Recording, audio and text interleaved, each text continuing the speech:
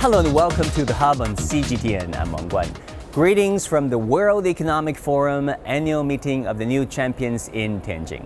Now, this year's meeting convened around 1,700 representatives from over 90 countries and regions. They're here to explore answers to some of the most pressing issues of our times. Given today's geopolitical uncertainties, rivalries, and the increasing tension in the Middle East, what is the latest forecast and outlook on the global economy? What is the future of multilateralism? And how do they assess the performance of the Chinese economy as of late? Here's my conversation with our guests. You cannot talk about the global economy without talking about the global south. And you cannot talk about the global south without mentioning the MENA region, aka the Middle East and North Africa. On the sidelines of the World Economic Forum, it is our pleasure to have Mr. Nouredinne Ouadah, Minister of Knowledge Economy, Startups and Micro-enterprises of Algeria. Your Excellency, Minister Ouadah, welcome to CGTN. Thank you for making it to Summer Davos in Tianjin.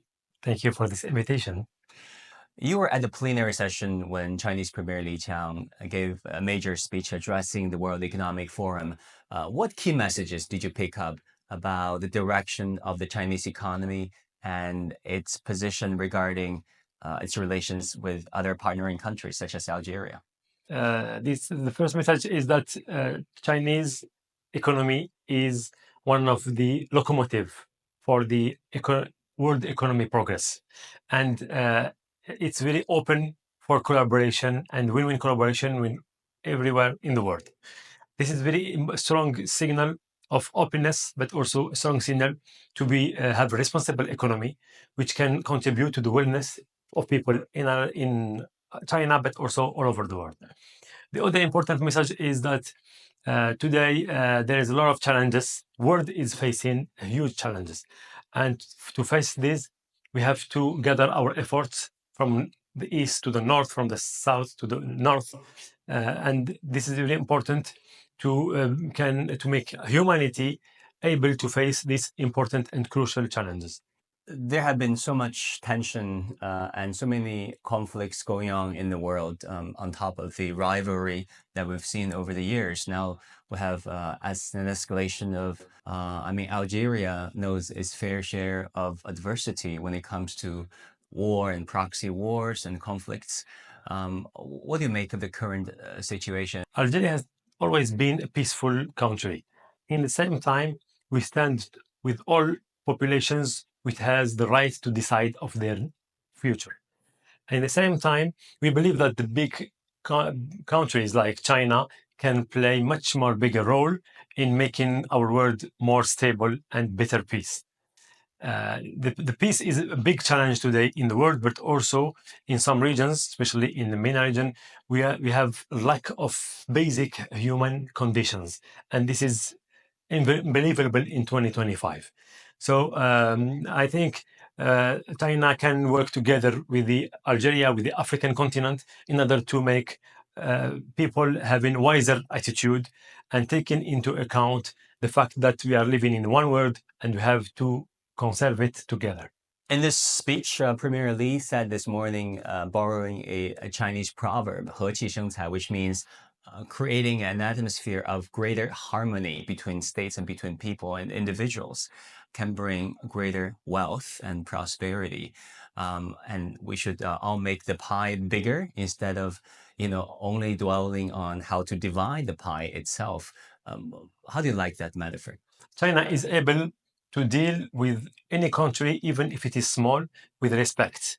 And to build wealth everywhere in the world, we need everyone. We need the big countries, we need the small economy, we need the diversity. So all this mix coming together and working together with a win-win and with respect, especially this world, will help the world to face these crucial challenges. In the same time, the South today, the big South can play a big role in order to bring a new voice, especially in the international institutions like UN or Security Council. So the revision of the Security Council composition involving more countries from the South will give more stability to this institution and make their decisions more credible. You're the Minister of Knowledge Economy, among other things. Tell us a bit about the scope of your work. What is the necessity of creating such a ministry? What do you oversee and what kind of impact is it making on Algerian society? Knowledge economy, it's a very important component today in the Algerian economy. It is growing. It's something new, but it is growing. And the objective is to complete the actual traditional economy based on oil and gas by creating an economy based on knowledge, based on youth. Algeria is a very young population, and also based on knowledge and new technology. Technology today is everywhere. With the fast development of artificial intelligence and disruptive technologies, we can have this technology deployed all over the world very quickly. And today, the challenge is to make this technology an opportunity to create wealth, to create a growth of technology. And this is a job that we are trying to perform in our department, is to give the chance for young population, skilled population, for brains to have an impact on the economy, constructing wealth based on immaterial assets.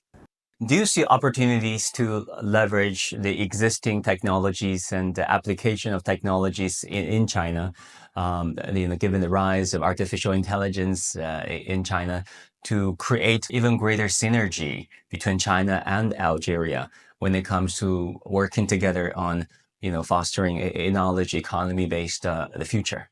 Today, Algeria is deploying a big effort on digitalization. And let me tell you that the first technological partner is a Chinese company. So we believe that today in China, big players are deploying amazing and disruptive technology. And cooperation between Algeria and China can allow us to go faster, adopting this technology, but also taking it as a tools to develop and promote a new economy and a faster growth economy. What aspect of the Chinese tech sector, our AI sector, that excites you the most, that you would like to explore more opportunities to collaborate, perhaps? ICT in general, technology, but also we can think about technologies of renewable energy, of automotive, of robotics. All these technologies are today seen as tools for developing the economy and having an economy more resilient. In the same time, we can also talk about the energy, which is a big issue in Algeria. Algeria is an energy country, and using the energy new way and also promoting the renewable energies, which is more sustainable for the economy, but also for our planet.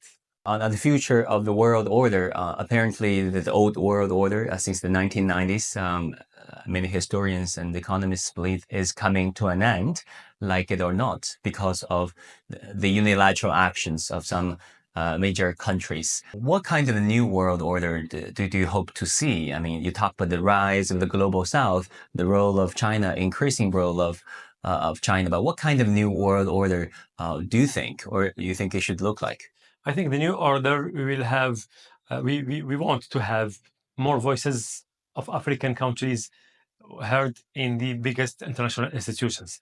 In the other side, we can also think about largest institutions that involve countries from all the continents, and then deciding together for the big challenges of climate change, of artificial intelligence technology, which is taking big proportion all over the world. Behind that, there is a very big issues of equity of technology in different regions of the world. So the African countries today can contribute with wiser advice, and also can be an important player for the new world order. In the age of artificial intelligence, what kind of knowledge is most needed, is most important, in your opinion? Today, the fuel of artificial intelligence is data. So we have to make a focus on digitalization, especially in the African continent, in order to have more and more data, and then build models dedicated to the special culture of this region. Artificial intelligence is an amazing tool, but it has to be fed with the right data, depending on the region where we are living. And today, I think in Africa, we need to have proper models trained on African data to be more suitable and more efficient to solve the African problems.